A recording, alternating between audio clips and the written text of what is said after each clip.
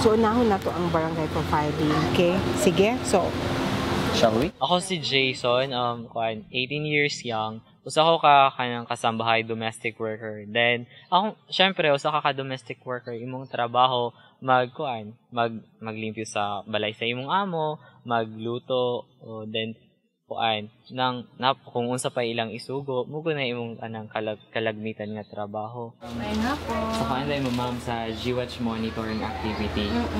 Kan siya kanang community monitoring of LGU provision of drugs and medicine. Kaning naimbitahan ko sa para mag-monitor, giimbitahan ra ko ani sa ako ang organizer. At first, murag makaingon ko nga, makaya ba ni nako? So akong gitry, pag abot digto, kulbaan jud, mura kag maulaw kay pag abot digto na ay mga BHW, na ay nurse, then naanad rapod ko sa ilaha nga, okay raman di ay ni.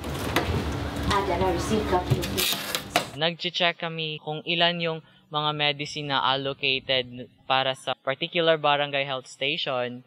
Among gilantaw digto kung present bang tambal nga gikinahanglan digto. Chine-check namin kung tama ba ang pag-arrange nila.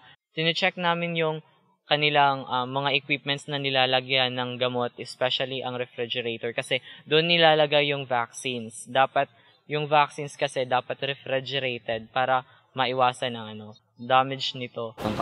Dahil kayong salamat, Thank you po kayo. Para nako ang subay kahimsog usa siya kay instrument nga makapalutaw sa transparency sa service delivery sa LGU, especially sa drugs and medicines. Monitors, welcome. This is your commencement exercises. Ang subay kahimsog usa kini ka programa nga gihimo gikan sa GWatch. Tumong niining subay kahimsog nga maayo nga pag-deliver ngadto sa katawhan ang maong mga gikinahanglan, ilabi na sa mga tambal nga gikinahanglan nila. Morning. Ang amo ang gibuhat diniha sa Barangay Health Station mao na ang actual monitoring. Ang una namong gibuhat pag-abot dito sa Barangay Health Station mao ang pagpangutana og sa planning. Ang City Health Office ba nagkanunay ba nga nag-program implementation review yearly. Sa human sa planning nga activity 1 sa maong monitoring tool, amo pong nakita ang procurement.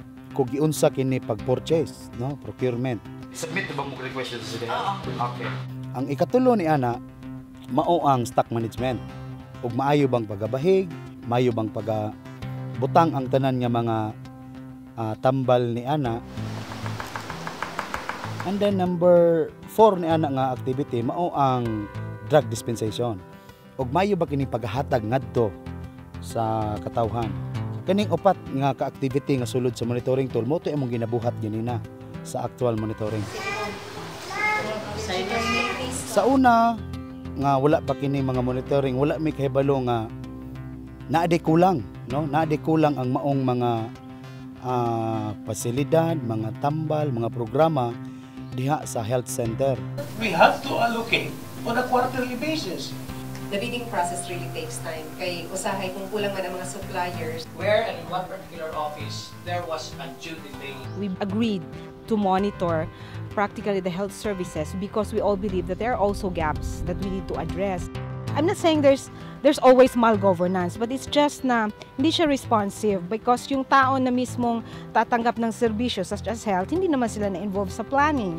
What is exactly the course of action that we can take at the moment to address this issue? We need to institutionalize some mechanisms in the barangay level, like we need to strengthen the Barangay Development Council, wherein sila man yung tasked, mandated to discuss and approve budgets in the barangay level. So, nakikita natin yon na kailangan i-strengthen yon, kailangan i-implement yon, that CSO should be part of that body, decision-making body in the barangay. Salamat po. Yun po yung mga commitments. Sa daunta kung mapadayon pa siya adto sa mga uban pang kalungsuran sa Negros Oriental. Dili pud kay sa Negros Oriental ra, dapat pud unta nga ma-sustain ma-apply siya o ma-sustain pod sa tibuok na nasod. Katungod man po nato nga naghimo ta niini nga monitoring kay mga taxpayers man ta, no? Mga taxpayers. And then so kakinahanglan gyud ta nga mahibalo og asa pod punta nga to ang mga buhis nga gibang bayad.